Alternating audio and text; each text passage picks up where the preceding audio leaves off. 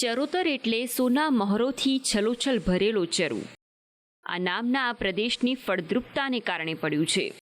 રસાળ રમણીય ભૂમિ એટલે ચરોતર, અને આ જ ચરોતરનો એક પ્રદેશ એટલે આણંદ. વિદ્યાનગરી અને વિદેશમાં મોટા પાયે વસતા લોકોના કારણે તે ડોલરીયો પ્રદેશ પણ કહેવાય છે. વોટ યાત્રામાં આજે જાણીએ આણંદનો મિજાજ. નમસ્કાર. સંદેશની વોટ યાત્રા આજે આવી ચૂકી છે.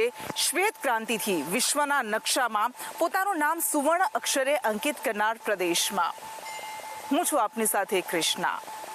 સમૃદ્ધ અને ઉપજાઉ ભૂમિ હોવાને કારણે આ ચરોતર તરીકે ઓળખાતી ધરતી છે. વલ્લભભાઈ વિઠ્ઠલભાઈ પટેલ જેવા અનેક સ્વતંત્રતા સેનાનીઓની આ ધરતી છે. અમૂલથી આમૂલ પરિવર્તન લાવનાર અને તેના થકી જ ડેરી પોલિટિક્સ કરનાર આ પ્રદેશ છે. આ આણંદ છે. આણંદ પાસે હરિયાળી જમીન પર છે અને આ ખંભાતના અખાતના આસપાસના વિસ્તારોની ખારી અને સૂકી ધરતી પણ છે. આ એ પ્રદેશ છે, આ ખંભાતનો અખાત જે અમે ઉપસ્થિત છીએ ત્યાં નર્મદા, તાપી, મહી જેવી અનેક નાની મોટી નદીઓ સાગરમાં ભળે છે, વિલીન થાય છે. પરંતુ આજે સત્તાના સંગ્રામમાં આ વોટ યાત્રામાં આપણે જાણીશું આણંદનો મિજાજ, આણંદના રંગ.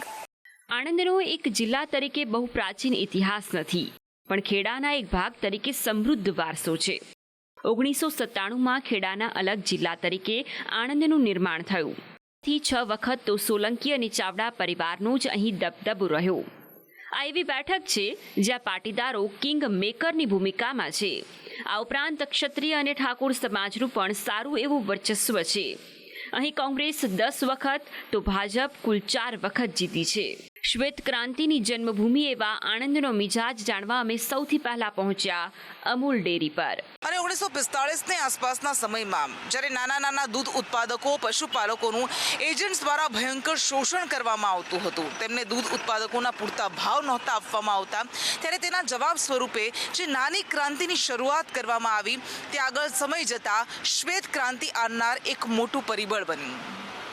માત્ર 2 ભેંસોથી શરૂ કરનાર એ ડેરી જે આજે કરોડોનું સામ્રાજ્ય ધરાવે છે, 5.5 લાખ કરતાં વધારે સભાસદો ધરાવે છે અને લાખો મહિલાઓનું જીવન જેણે બદલી નાખ્યું, એ અમૂલ ડેરી, એ ગુજરાતનું ગૌરવ સમી, આણંદની શાન સમી આ અમૂલ ડેરી જ્યાં અમે ઉપસ્થિત છીએ જે જગ્યા પર, આ એ ડેરી છે કે જેણે ન માત્ર ભારતને પરંતુ વિશ્વને પણ કઈ રીતે સહકારી ક્ષેત્રમાં આગળ વધી શકાય, સિદ્ધિના સોપાન સર કરી શકાય તેનું એક ઉદાહરણ આપ્યું છે, તેને દિશા ચિંધી છે. અને આ અમૂલ ડેરીએ લાખો મહિલાઓનું જીવન તો બદલ્યું જ છે, પરિવર્તન ફૂંક્યો છે, પરંતુ ઘણા બધા શ્રમિકો પણ હવે બહારના રાજ્યોમાંથી, બહારના જિલ્લાઓમાંથી પણ અહીંયા આવે છે અને અમૂલ આ લાખો યુવાઓને રોજગારી પણ પૂરી પાડે છે. આવા ઘણા બધા યુવાનો આપણી સાથે અહીંયા જોડાયેલા છે. તમે અહીંયાના છો કે બહારના છો? બહારના. અચ્છા, તો અહીંયા કેમ આવ્યા છો? નોકરી કે લે. નોકરી કરવા માટે? મતલબ આણંદ અહીંયા અમૂલ ડેરી છે એમાં નોકરી કરવા માટે કે પછી બીજી જગ્યાએ? નહીં અમૂલમાં. અચ્છા, તો અહીંયા શું કામ મળી રહે છે? લોડિંગ કામ. લોડિંગ કામ. અચ્છા, તો અહીંયા જ તમને રોજગારી મળી રહે છે, તમને આવક મળી રહે છે? હા. અચ્છા, તો કેટલું દિવસના અંતે કેટલા લોડિંગ થઈ જાય છે? 8 કલાક. 8 કલાકનું છે. નોકરી ફિક્સ છે? હા, ફિક્સ. અચ્છા, મતલબ તમે ખેડામાં વોટ આપતા હશો, પણ તમને શું લાગે છે કે કોણ સારું કામ કરી રહ્યું છે તમારા જીવનમાં? કોનાથી સારા કામથી બદલાવ આવ્યો છે? મોદી કે લે યાર. મોદી. અહીંયા તમને કેટલા કલાકની નોકરી મળતી હોય છે? 8 કલાક. તમારી સેવા કેટલા લોકો હશે જે અહીંયા આવતા હોય છે? માત્ર ખેડામાંથી જ કે બીજા જિલ્લામાંથી પણ આવે ના, છે? ખેડા. બરાબર જિલ્લે છે. હા. મોટા ભાગના ખેડામાંથી હા, આવે છે. ખેડા જિલ્લા. અચ્છા, તો શું લાગે છે આ વખતની ચૂંટણીમાં વોટ આપો છો ખરા? હા, વોટ આપે છે. હા, કોણ લાગે છે? આપે તો આવું સારું અનુમાન લગાવાય નહીં ને કોણ લાગે છે. પણ તમે વોટ આપો છો તો તમે હા, તો તમને શું જોઈને વોટ આપો છો? કોનું કામ સારું લાગે છે તમને? અમને તો બીજેપીનું કામ સારું લાગે છે. બીજેપીનું સારું લાગે છે. હા. અચ્છા ભાઈ, તમારું શું કહેવું છે? એ બીજેપી. અચ્છા, રોજગારીને લઈને કોઈ પ્રશ્નો થાય છે ખરા કે રોજગારી, મોંઘવારી એવા કોઈ? ના, કઈ પ્રશ્ન નહીં થતા. અચ્છા, બધું સારું લાગે છે બીજેપી? બધું સારું. અચ્છા, શું કામ એવું છે જે થવું જોઈએ, બાકી છે થવાનું? આજે એ તો અત્યારે જે નરેન્દ્ર સાહેબ કરે ને, મોદી સાહેબ, એ બધું સારું જ કરે છે ને. અચ્છા, તો અહીંયા કેમ આવ્યા છો? काम करने के लिए. અચ્છા, અહીંયાથી રોજગારી મળે છે. અમૂલમાં સાથે જોડાયેલા છો? हाँ अमूल में અચ્છા, તો તમે કેટલું ભણેલા છો? 10 पास. 10 પાસ. हाँ તો અહીંયા કેટલી કમાણી થઈ જાય છે તમારા મહિનાના અંતે? 15-20 हज़ार. 15-20 હજાર કમાઈ લો છો. એનાથી ઘર ચાલી જાય હવે તો ચાલી જ જાય ને છે અચ્છા ચાલી જાય છે 15-20 હજારમાં સારું છે તો કંઈ મોંઘવારી વગેરે નડતું નથી તમને કઈ નહીં. તો શું લાગે છે આ વખતની ચૂંટણીમાં મોદીના જિંદાબાદ. છેલ્લી 2 ટર્મથી ભાજપે આ બેઠક જાળવી રાખી છે. ભાજપે ફરી મિતેશ પટેલને મેદાને ઉતાર્યા છે તો કોંગ્રેસે પૂર્વ પ્રદેશ પ્રમુખ અને આંકલાવના ધારાસભ્ય અમિત ચાવડાને. બંને તરફ પ્રચારના રંગો જામ્યા છે. શહેરી વિસ્તારોમાં ભાજપનું પ્રભુત્વ છે તો ગ્રામ્ય વિસ્તારોમાં આજે પણ કોંગ્રેસનો દબદબો છે.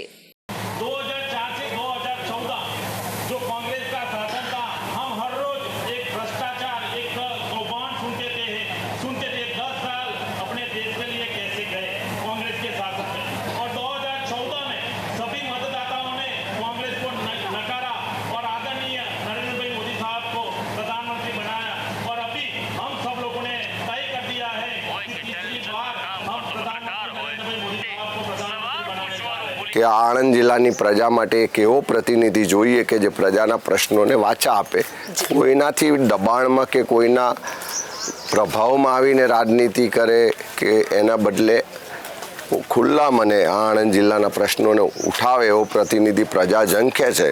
અને પક્ષનો આદેશ થયો તો તમારી વચ્ચે ઉમેદવાર તરીકે હાજર છીએ. આ જંગ કોઈ ક્ષત્રિય વર્સિસ પાટીદારનો નથી, કોંગ્રેસ વર્સિસ ભાજપનો છે અને એક સામાજિક ન્યાયની લડાઈ છે. જ્યારે કોઈ સમાજને અન્યાય થતો હોય, જ્યારે કોઈ સમાજને વધારે પડતું મહત્ત્વ આપતું હોય અને લોકશાહીમાં જેની બહુમતી હોય, જેના મતદારો વધારે હોય, તો ચોક્કસ કોઈ પણ પક્ષ હોય એને પ્રાધાન્ય આપવું જોઈએ. આણંદ જિલ્લામાં જે સંજોગો ઊભા થયા કે એક જ તરફી બધી સત્તા, બધા જ પદો અને એક ધાર્યું શાસન થયું, એના કારણે લોકોમાં નારાજગી છે. બંને ઉમેદવારો જીતનો વિશ્વાસ વ્યક્ત કરી રહ્યા છે, જે વચ્ચે અમે લોકોના મનને કળવાની કોશિશ કરી રહ્યા છીએ. હલો, શું નામ છે તમારું? પ્રીતિબેન. પ્રીતિબેન, તમે અહીંયાના જ છો? ના, હું અહીંયા પાદરા. પાદરા પાદરા એટલે વડોદરા તાલુકા? હા, વડોદરા જિલ્લામાં. તો અહીંયા કેમ આવ્યા છો ફરવા માટે? અહીંયા મારા મમ્મી પપ્પાનું ઘર છે એટલે ફરવા જ આવી છું. અચ્છા, તો તમારું પિયર અહીંયા? હા, પિયર અહીંયા છે. અચ્છા, તો આણંદને લઈને અમે લોકો સાથે વાત કરી રહ્યા છીએ, પૂછી રહ્યા છીએ કેવું છે આણંદ ઓવરઓલ? આણંદનું બધું જ સારું છે. ફરવા તો અહીંયા બાળપણ વિતાવ્યું હશે ને, તમારું ઘર જ અહીંયા હશે. બધી રીતે ઓકે છે, બહુ જ સારું છે આણંદમાં. બધું જ સારું મળી રહે છે અહીંયા, ભણવાની સુવિધાઓ? ભણવાની સુવિધા તો એકદમ પરફેક્ટ છે. નંબર 1 વિદ્યાનગરી એટલે વિદ્યા જેવું જ નગર, બરાબર. એટલે આણંદમાં ભણવાનું પણ સારું છે, બધી દવાખાની પણ સુવિધાઓ પણ બહુ બેસ્ટ છે, બધી જ રીતે કોઈ તકલીફ કશી જ પણ નહીં, સારામાં સારું છે. તો પ્રીતિબેન, તમે વોટ કરતા હશો ને, ચૂંટણી આવે છે તો? હા, તો ચૂંટણી કરીએ ને. વોટ તો કામ સારું લાગે છે તમને? માહોલ કોના તરફથી દેખાય?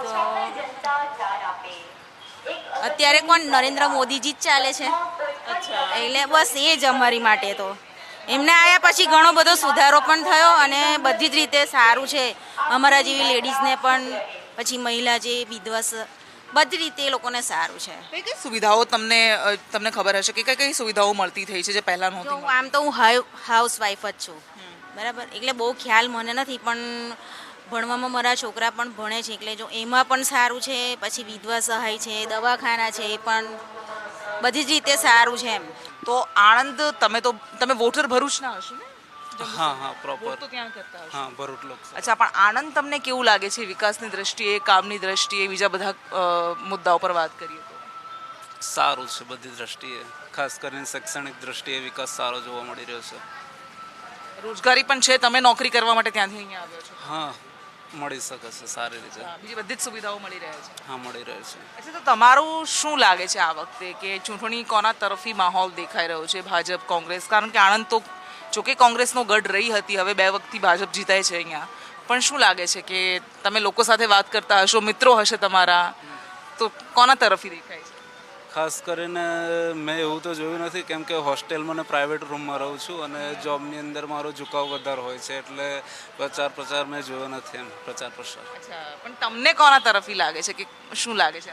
એ હું કહી ના શકું. આણંદ એ વિદ્યાની પણ નગરી રહી છે અને તેની પાછળનું કારણ છે વલ્લભ વિદ્યાનગર. અને વોટ યાત્રામાં આપણે સમૃદ્ધ કહેવાતા ડોલરિયો પ્રદેશ તરીકે ઓળખાતા ચરોતરમાં ફરી રહ્યા છે અને અત્યારે હું આવી ગઈ છું સતત યુવા હૈયાથી ધબકતા, સદાય યુવાન રહેતા આ નગરમાં, શિક્ષણનું ધામ કહેવાતી આ નગરીમાં.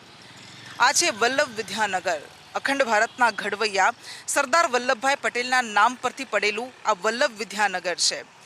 આ એટલા માટે વિદ્યાનું ધામ કહેવાય છે, વિદ્યાની નગરી કહેવાય છે, કારણ કે સરદાર પટેલ યુનિવર્સિટી સાથે જોડાયેલી અસંખ્ય કોલેજ અહીં આવેલી છે અને દૂર દૂરથી વિદ્યાર્થીઓ અહીં ભણવા માટે આવતા હોય છે. ખાસ કરીને સૌરાષ્ટ્ર, કચ્છ અને ઉત્તર ગુજરાતના વિદ્યાર્થીઓ અહીં અભ્યાસ અર્થે આવતા હોય છે.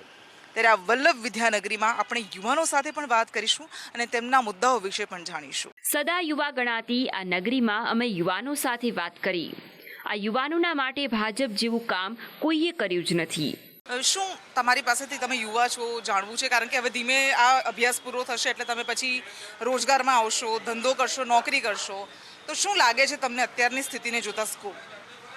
સ્કોપ તો હવે ધંધાનો છે એવું લાગે છે મને. બિઝનેસમાં હવે કેમ કે આ એઆઈ ટેકનોલોજી આવી ગઈ છે એટલે મોસ્ટ ઓફ બધાની જોબ્સ જતી રહેશે, એટલે બિઝનેસમાં હવે વધારે થોડુંક માઇન્ડ આપણે ડેવલપ કરવું પડશે. તો કામ તો અત્યારે ડેવલપમેન્ટમાં ભાજપ જ છે. એટલે તમને એવું લાગે છે ભાજપ કોંગ્રેસમાં ભાજપ સારું છે? ના, ભાજપ સારું છે, કેમ કે અમે જે સિટીમાંથી આવ્યા છીએ એ સિટીનું ડેવલપમેન્ટ જોઈને અમે કહી શકીએ કે કામ વધારે સારા ભાજપ કરી રહ્યું છે. ઠીક છે નીત, તો તમે વોટ કરતા હશો 21 વર્ષ. શું લાગે છે અહીંયા આપણે ભાજપ, બીજેપી, મિતેશભાઈ પટેલ આવશે. પાછા આવશે? મિતેશભાઈ 100%. કેમ? એમના કામો અને એમની બધું બહુ એકદમ સારું કરે છે એટલે ગયા વખત પણ સારું હતું ને આ વખતે આપણે આણંદ વિદ્યાનગરની જનતા એમને જ વોટ આપશે. શું લાગે છે વલ્લભ વિદ્યાનગરનું મિજાજ, હવા શું છે? અત્યારે તો બીજેપી જ આવવાનું છે.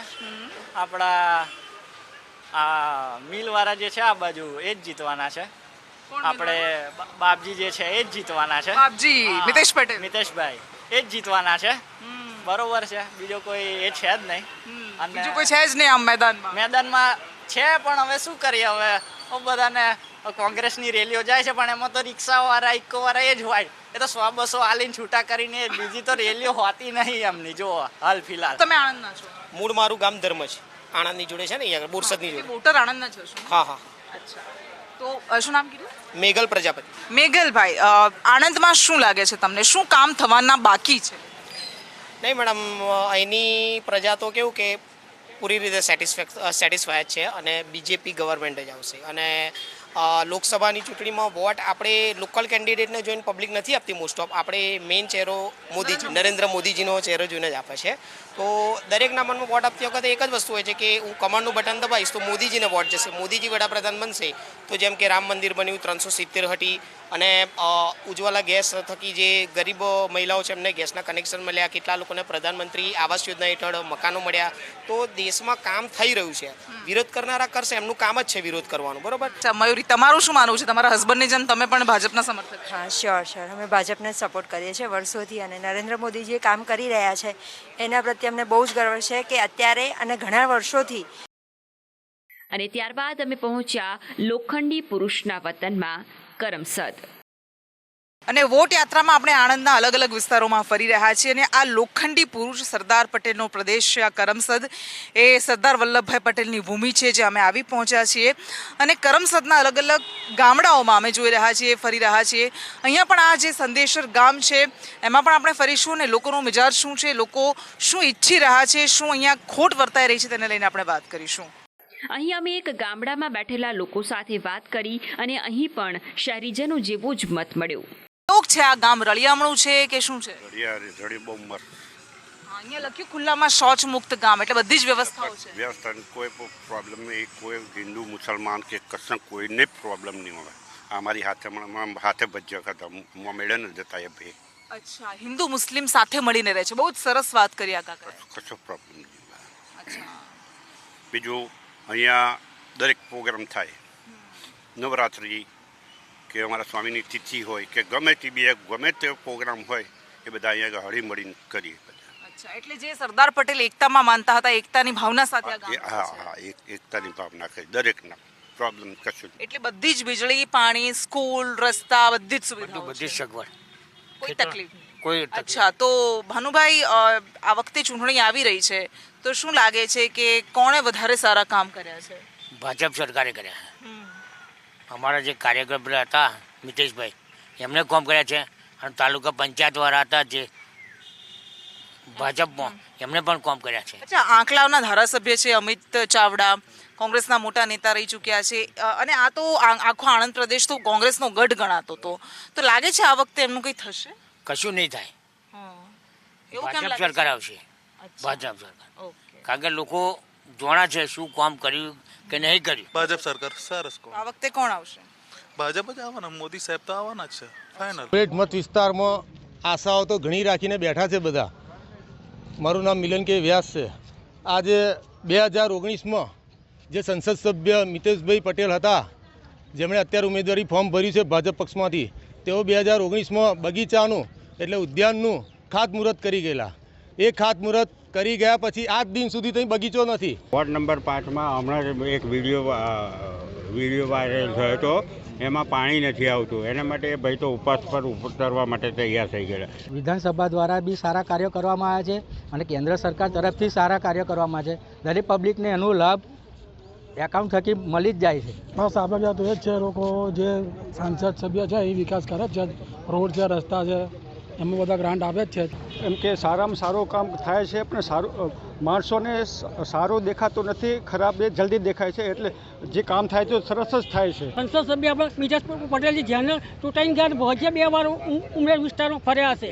આજ દિન લગી જોવામાં આવ્યા નથી. છેલ્લા 20 દિવસથી પાણીનો બહુ પ્રોબ્લેમ છે, તો હેરાન પરેશાન થયા. અને અમને જાણીને આ લોકોને રજૂઆતો કરી, બધું કર્યું, પણ આને તપાસ કરતા છે નથી. અહીંયા નગરપાલિકાની હોસ્પિટલ છે, હવે સુવિધા તો નોર્મલ છે, એટલે એટલી બધી ફર્સ્ટ ક્લાસ વખાણવા લાયક પણ નથી. આણંદમાં આવતી 7 વિધાનસભા બેઠકમાં 2 બેઠક પર કોંગ્રેસ જીતી હતી, પરંતુ ત્યારબાદ ખંભાતના ધારાસભ્ય ચિરાગ પટેલે પક્ષપલટો કર્યો, જેથી લોકસભા સાથે ખંભાતની વિધાનસભા ચૂંટણી પણ યોજાઈ રહી છે. પણ આ ખંભાતના ભૂગોળનો પણ રસપ્રદ ઇતિહાસ છે. ગુજરાત અને સૌરાષ્ટ્રના દ્વીપકલ્પ વચ્ચે આવેલો અરબી સમુદ્રનો ફાટો એટલે ખંભાતનો અખાત. નર્મદા, સરસ્વતી, મહી જેવી અનેક નાની મોટી નદીઓ અહીં સમુદ્રમાં ભળે છે. મધ્યકાળમાં ખંભાત એ સૌથી સમૃદ્ધ બંદર અને શહેર હતું, પણ આજે આ ભવ્યતા ભૂતકાળ બની ગઈ છે. ખંભાતી તાળા માટે જાણીતા પ્રદેશની ભવ્યતાને તાળા લાગી ગયા છે. જોકે રાજનીતિના રંગ અહીં પૂર બહારમાં ખીલ્યા છે. ખુદ રક્ષામંત્રી રાજનાથ સિંહ અહીં પ્રચાર માટે ઉતર્યા છે. ચોક્કસ ચિરાગભાઈ પણ જીતશે, મિતેશભાઈ પણ જીતશે, બહુમતીથી જીતશે. ના જનતા પણ બધું સમજે છે. ચિરાગભાઈ એવા માણસ છે, ચોક્કસ એમને જે પણ કામ કહ્યું છે ખંભાતમાં કરવાનું એ પૂરેપૂરું કરશે. ભાજપ ઉપર એટલો ભરોસો અને ભાજપનું એટલું કામ સારું છે કે જનતાને બધી રીતે બધો સપોર્ટ છે. મોદી સાહેબના ચહેરાને પણ સાથે ઉમેદવારોને પણ 100% જીતાડશે. ભાલિયા ઘઉં માટે જાણીતા ખંભાતના લોકોની સમસ્યાઓ અનેક છે. લોકોની પીવાના પાણી માટે કેરબા ખરીદીને લેવા પડે છે, કારણ કે પાણી ખારું છે. રૂપાળું નામ ધરાવતો કલસર પ્રોજેક્ટ કાગળ પર જ છે. ઉદ્યોગોના નામે અહીં ખાલીપો છે. 1000 કરોડના વિકાસના કામ થયા હોય તો પછી રાજીનામું આપીને પેટા ચૂંટણી તો લડવી જ ના પડે. અને વિકાસ થયો હોય તો ગામ 2 કિલોમીટરમાં પતી ના હોય. ખંભાતનો વિકાસ કરવા માટે કોને પૂછવાનું છે, જ્યારે સળંગ ચેનલ બનેલી છે આપની સત્તાની, અને જે સત્તામાં હોય પ્રજા એની પાસેથી જવાબ માંગે. એટલે કે સરકારે અત્યારે 30 કરોડ રૂપિયા બીજા પાણી માટે મંજૂર કર્યા છે અને 14 કરોડ એના આયોજન માટે, એટલે કે પાણીને અલગ અલગ જગ્યા પર કેવી રીતે પહોંચાડવું એના માટે 14 કરોડ રૂપિયાની બીજી યોજના સરકારમાં મુકાઈ છે, એ પણ મંજૂર થવાની. 2020માં એક પાણીની ટાંકીનું ખાતમુહૂર્ત કરવામાં આવ્યું હતું, જેની રકમ 1.5 કરોડની હતી, પરંતુ આજ દિન સુધી 2 વર્ષ થયા, હજી ટાંકી એવી ને એવી સ્થિતિમાં હજી ચાલુ કરવામાં આવી નથી. અહીં ગામની અંદર તમે જોશો તો તમને ખબર પડશે કે જ્યારે કોઈ નેતાઓ આવે, કલેક્ટર આવે, નેતાઓ આવે તો વ્હાઇટ પાવડર પર ચૂનો છે ને એ નાખે છે. કચરાપેટી પણ એમની એમ હોય છે. ખંભાતની અંદર પાણીનું જે કહે છે મીઠા પાણીનું, તો 5 વર્ષની અંદર 5 વાર ખાતમુહૂર્ત થઈ ગયા. મીઠા પાણીની વાતમાં 26/7/2007ના રોજ તત્કાલીન મુખ્યમંત્રી નરેન્દ્ર મોદીજીએ ચકડોળ ગ્રાઉન્ડ પર ઉદઘાટન કરેલું, અને એક દિવસ છોડીને રાજુભાઈ એક દિવસ છોડીને બીજે પાણી આજે પણ અપાય છે. પણ એવું કહે છે કે એક દિવસ છોડીને એક દિવસ પાણી મળે છે, પણ અત્યારે તો ખારું પાણી પણ આવવાની શક્યતાઓ ઘટી ગઈ છે. યાત્રામાં ફરતા ફરતા એ જાણવા મળ્યું કયા સમૃદ્ધ પ્રદેશમાં 2 ભાગ છે. એકમાં તો વિકાસ, તો બીજો વિકાસથી વંચિત. નેતાઓના પક્ષપલટા વચ્ચે કેટલાક વિસ્તારોમાં પાયાની સુવિધા માટે પણ વલખા મારવા પડે છે. તો વોટ યાત્રામાં આપણે આણંદનો મિજાજ જાણ્યો, આણંદના અલગ અલગ વિસ્તારોમાં ફર્યા. લાંબા સમય સુધી કોંગ્રેસનો ગઢ રહેલી આ બેઠક પર અત્યારે ભારતીય જનતા પાર્ટીનું વર્ચસ્વ જોવા મળી રહ્યું છે. પરંતુ આ જનતા છે, જનતાનો મિજાજ જ્યારે મતપેટીઓ ખુલશે અને ત્યારે જ ડોકાશે અને ખબર પડશે કે એક સમય માટે ચાવડા અને સોલંકી પરિવારનો દબદબો જે બેઠક પર રહ્યો હતો એ બેઠક પર આ વખતે કોણ જીતે છે.